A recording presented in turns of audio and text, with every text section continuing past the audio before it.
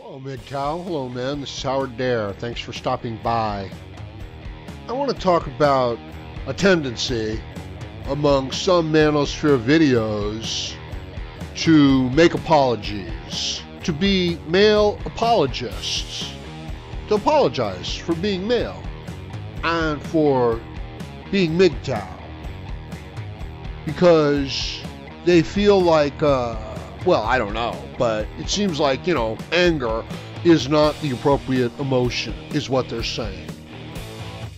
And what I'm wondering is when is anger the appropriate response to a situation?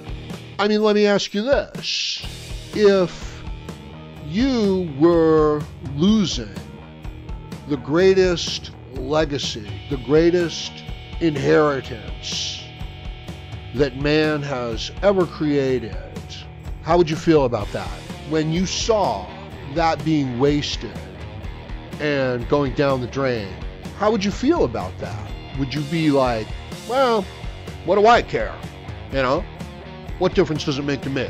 Like, the only thing I want to do is get more money and enjoy myself. Is that how you would feel? Would you just not feel anything?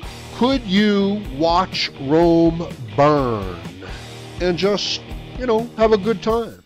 Can you watch all the good parts of civilization just be destroyed and go down the drain and just not feel anything? Or just be like, yeah, I'm fine with that. I can.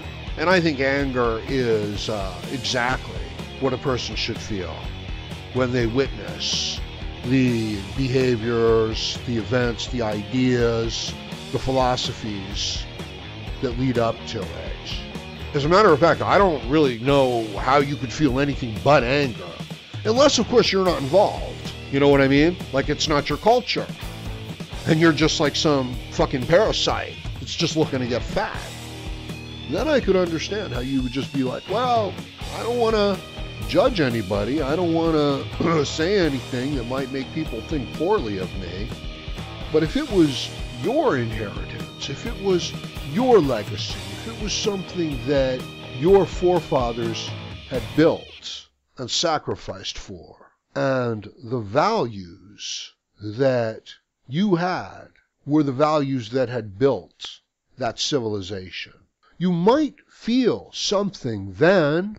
If you had been a part of a great civilization that had raised the standard of living of all human beings and had the potential to accomplish things beyond wildest imagination, and you just saw a bunch of fat, dirty people just chewing on shit and spitting on shit and ruining stuff and not taking care of anything, making a joke out of it, like a bunch of children, would you feel something then? I guess if you don't have any sort of a stake or ownership in what's created, then you don't have any sort of feelings regarding it. This is why the idea that everybody gets a vote might not be the best idea. Because if you've invested nothing in the enterprise, well, you're probably going to vote for your own advantage. And you're not going to care about the greater context. So what a slap in the face it would be if a person had something that was really great, was basically like the hope of all mankind. And if a bunch of other people were just like, no, the most important thing to do here is to get fat and to indulge your feelings. And there was just like a whole lot more of those people than there were the people who had the values that had built this great thing. And if you then could just watch these people just tear down that great thing and disparage all of the values and twist them and use them to their advantage, you might feel something then, wouldn't you? I don't know. I do. I myself, I get very angry. It bothers me to dwell on it or, and to really think about it for long. And I can understand how that anger would make me look bad to some people that wanted to disparage people who felt the way that I feel. I can understand.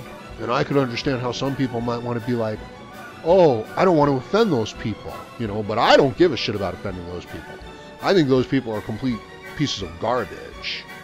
And I'll tell you something else, okay, that no matter what happens in this world, I think that people who have values like that those ideas inevitably manifest themselves in their physical bodies.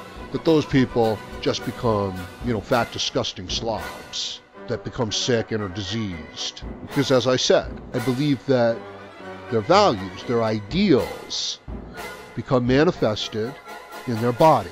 I think that that's a really hopeful message to honorable men. Do what's right. Even if people around you aren't doing right by you, don't do right by them. Screw them. Fuck them. But do right by yourself. Those values that those people, that the majority of people don't agree with, and they don't even want to get a little angry. They don't want to do that. Because it might offend some people. There might be people that they could be friends with, or that they could have and get something from. And if those people were to see those people as being upset or angry, they might be like, hey, I don't want to be friends with that person. I don't want to give that person something. And they don't even know who that person is or what that person might give them. It's just that, they might get in trouble too.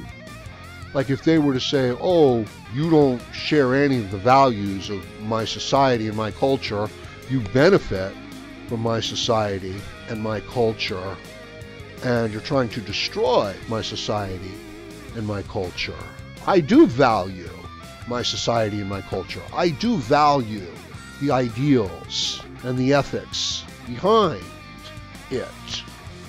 And so that other person is just getting fat, they're just telling all their lies, they're just stuffing themselves, they're just really not maintaining their moral or ethical integrity. And these people just get fatter and sicker throughout life, and they just make more and more excuses, and they just need more and more help. They're a welfare class of people. The number one industry in America, in the world, is becoming, the pharmaceutical, the medical industry, because the people are just sick, and they're not even reproducing. They're just getting sick and, and having to spend all their money to pay for their sicknesses. And their sicknesses are based on, degenerative diseases and overindulgence. And I would suggest that it is their values becoming manifest in their body through their behavior. So when is anger the appropriate response? I can't watch mainstream television because it's absurd, the idea that I'm going to listen to that kind of propaganda, that kind of manipulation. I'm going to sit around and listen to somebody pretending to give me a news broadcast when they're just giving me, really high-end marketing production value. And it's shameless. It's utterly shameless. They're not presenting sides of a story and keeping their own personal bias on the side. They're presenting a one-sided, victim-based narrative that's built around their political values. It's an infomercial. Watching the news is watching an infomercial for that network and for those advertisers. It's got nothing to do with news, and it's got everything to do with brainwashing and propaganda and political correctness and setting a tone and setting a narrative. I really need to make a video on this to describe it in detail, because it's an amazing thing. The media doesn't have to be correct. They don't have to tell the truth. Social justice warriors, the people who smear blood on their faces and scream Black Lives Matter, they don't have to be reasonable. They don't have to be rational. They don't have to say anything and get anything done. All they have to do is present the fact that they exist, and all rational people will adjust their behavior based on that. These people are the instruments of an incredible bit of technological brainwashing. They are the tools of the media.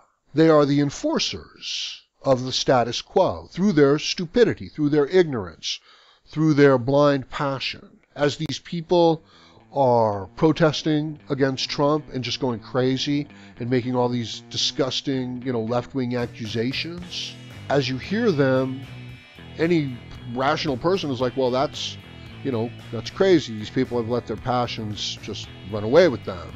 And of course that's what happened. And of course that's true. The effect is you're aware of the fact that you're in a world where people are willing to disregard reality based on just their passions.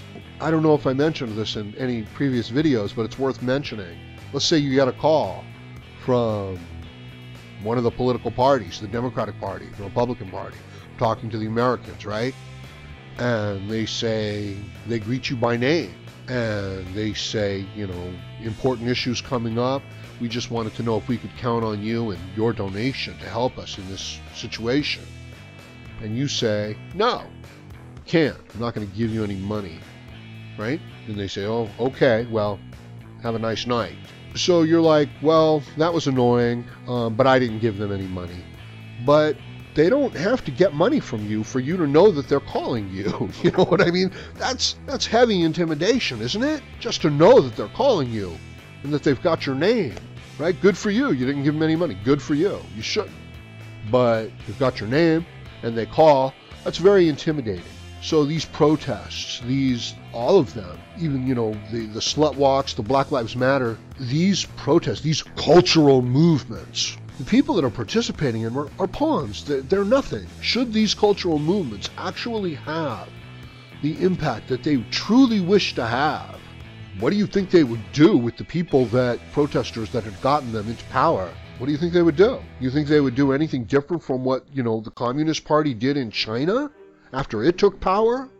You think they would do anything different from what political parties did in the French Revolution? Like the terror.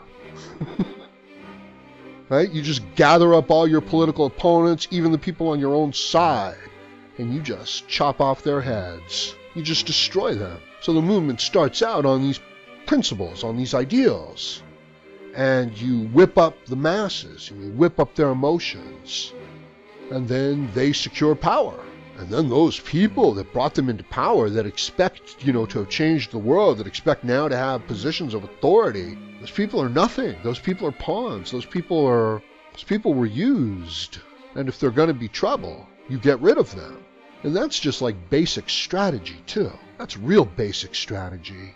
We're all in this together until after the job, until after we've secured the power. And then it's a very different situation. So, but then again, now here's the thing. You could say, Howard, these people are not going to get into power. And then I go back to my first point. They don't have to. They don't have to be effective at all for a rational world to know that they exist and that they can set the tone. How much influence does the fact that students who want safe spaces and safe zones, safe spaces and trigger warnings, how much has that already influenced the behavior of many professors on campuses? So you see, it doesn't have to be an effective protest to change the entire environment. It's very effective stuff. And feminists and leftists are extremely well aware of this. And most of the people participating in these movements, they're nothing but pawns. Believe me, should these movements actually succeed, these people are so far away from, the controlling power behind it that it's shocking, But as I said, none of these protests need to succeed to completely fulfill their tasks. I'm going to leave it at that for now. Please let me know what you think about this subject in the comments section below. Please like, share, comment, subscribe. Please join me again, Howard Dare, as I hope to have more content for you. Thank you, MGTOW.